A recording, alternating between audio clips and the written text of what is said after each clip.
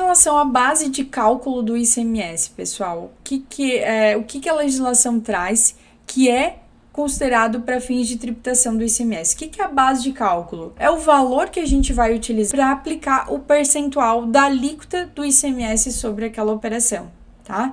Então, a base de cálculo do ICMS, em relação às operações com mercadorias, vai ser o valor da operação. E dos serviços, o valor do preço do serviço, certo? Observada algumas inclusões ou exclusões. Então, o valor do meu produto que eu estou vendendo vai compor a base de cálculo do ICMS. E o que a legislação traz sobre inclusões ou exclusões? Bom, ela diz que inclui na base de cálculo do ICMS o montante do próprio imposto, e aí que entra aquela regrinha de cálculo do ICMS por dentro, porque que a legislação ela diz, o próprio ICMS deve incidir sobre a sua base. Então, quando eu encontrar o preço de venda do meu produto, ali dentro tem que ter o custo do ICMS, e daí pra gente encontrar isso, a gente tem que fazer uma regra de cálculo. Certo? Também inclui seguros, juros, demais importâncias pagas ou recebidas, frete, descontos concedidos sob condição. O que isso significa, né? Que se não tá na nota fiscal, tem alguma condição para ter aquele desconto, tá?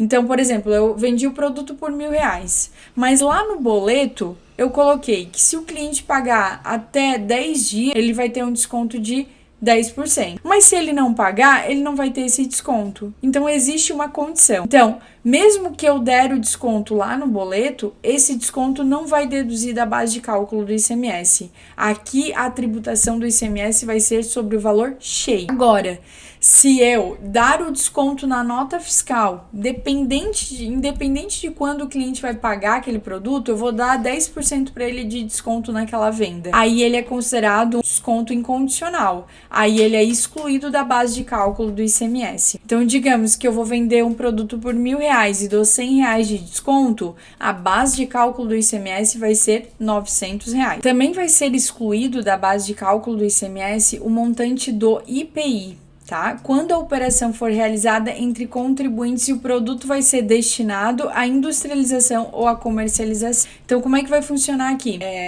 Se eu vender para alguém que vai revender o meu produto ou utilizar como uma matéria-prima, material de embalagem no processo de industrialização, o IPI não integra a base de cálculo do ICMS. Agora, se o produto que eu estou vendendo vai ser destinado a alguém que vai utilizar como uso e consumo, ativo imobilizado, e eu vou destacar o IPI naquela nota fiscal, que é um outro tributo que é federal, aí vai ter que somar na base de cálculo do ICMS também. Então, digamos que o preço do meu produto é R$1.000, também tem um IPI ali de R$100. Então, a base de cálculo do ICMS, quando for destinado à revenda e industrialização, vai ser R$1.000. Quando eu for destinado a uso e consumo, ativo imobilizado, vai ser R$1.100. O IPI integra a base de cálculo quando é para consumidor final, ok? Então, resumindo aqui, tudo que eu colocar na nota fiscal, cobrar do meu cliente, né, frete, juros, seguro e qualquer outra despesa que eu tô cobrando dele, integra a base de cálculo do ICMS, inclusive o próprio imposto. E o IPI, quando ele não for destinado à comercialização e industrialização. Certo? Aí nós temos a base de cálculo do ICMS. E como é que a gente faz para colocar o próprio ICMS dentro da sua base? Aí que a gente faz a regra de cálculo por dentro, tá? Existe uma fórmula para incluir o próprio ICMS na sua base de cálculo, tá? Para incluir o ICMS na sua base de cálculo, toda operação vai ter um percentual de ICMS definido, certo? Então, a alíquota do ICMS da operação, dependendo da alíquota, pode mudar o preço do produto, porque conforme a alíquota da operação, a gente vai chegar na base de cálculo do ICMS, que vai ser o preço da mercadoria. Então, um exemplo aqui, ó, a gente vai ter... Eu cheguei lá no preço que eu quero vender o meu produto. Eu já considerei o custo, coloquei minha margem, embuti tudo que eu tinha que embutir. Agora eu tenho que colocar o valor do ICMS ali dentro do preço também. Então, eu vou pegar o valor da mercadoria, dividir por 1 menos o percentual do ICMS. Essa é a fórmula que a gente tem que aplicar, tá? Então, vamos considerar aqui um valor de produto de R$100 sem o ICMS. E a alíquota do ICMS dessa operação é 17%. Como é que a gente faz esse cálculo? Eu vou pegar os R$100 e dividir por 1 menos 0,17, que é o 17%. Eu tenho que transformar ele em casa, né, em número decimal e não percentual aqui. Eu vou pegar os 100 menos 17 dá 0,83. Então, eu vou pegar o 100 dividido por 0,83 e vou chegar nesse valor aqui de 120,48. Esse aqui é o preço do meu produto com ICMS embutido. Quando eu vou emitir a minha nota fiscal, o valor do produto, eu vou ter que colocar 120,48. Não é R$100, é 120,48. Aqui eu já estou considerando que dentro do preço da mercadoria eu tenho 17% de ICMS. Tá? Então, a prova real disso, se a gente pegar 120,48, que é o preço do produto com ICMS, aplicar 17%, a gente vai chegar em 20,48. E se eu pegar o 120 menos o 20,48, eu chego no valor de R$100, que é o valor do produto sem ICMS. Então, é uma regra que a gente faz para incluir o próprio ICMS na sua base. Então, o valor que é calculado a mais é exatamente o valor do ICMS sobre aquela base de cálculo ali. E quais são as alíquotas que vão ser utilizadas para calcular esse tributo, né? Como é que funciona isso? Bom, nós temos dois tipos de alíquotas: as alíquotas internas e as alíquotas interestaduais. Nas operações e prestações internas, quando inicia e termina dentro do mesmo estado aquela operação, nós vamos utilizar a alíquota interna daquele estado. Quando a operação inicia e termina em outra unidade da federação, a gente vai usar a alíquota interestadual, tá? A alíquota interna, ela também é utilizada no cálculo de substituição tributária, diferencial de alíquotas. Por quê? Porque o ICMS-ST e o DIFAL a gente está pagando quando tem uso e consumo. Então, por isso que a gente utiliza a alíquota interna, certo? Quem define as alíquotas internas? O estado para onde é devido o ICMS. Então, se eu estou fazendo uma venda interna dentro do estado de Minas Gerais, por exemplo, eu vou lá olhar dentro do regulamento do ICMS do estado de Minas Gerais para saber qual é a alíquota do ICMS utilizada por aquele estado. Vai ter uma alíquota para tudo? Geralmente existe uma alíquota geral, só que vai ter exceções. Então, vai ter lá alíquota geral, 18%. Produtos da cesta básica, 12%. Veículos, 12%. Máquinas e equipamentos, 12%. Bebidas alcoólicas, 20%, 25%. Isso depende do estado, tá? Então, quando eu vou encontrar uma alíquota do ICMS, eu preciso saber a NCM do meu produto, a descrição do meu produto e ir lá dentro do regulamento entender qual é a alíquota interna daquela operação que vai ser utilizada para aquele produto. Então, depende do produto e depende do estado.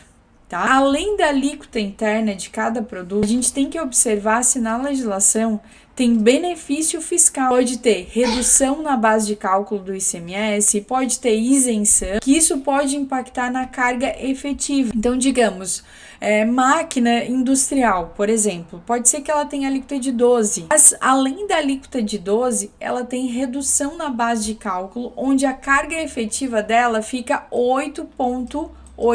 Professora, como que eu vou saber isso? Só olhando dentro do regulamento de cada estado. Geralmente vai ter, na parte geral, as alíquotas, vai ter um anexo falando sobre benefícios fiscais, né?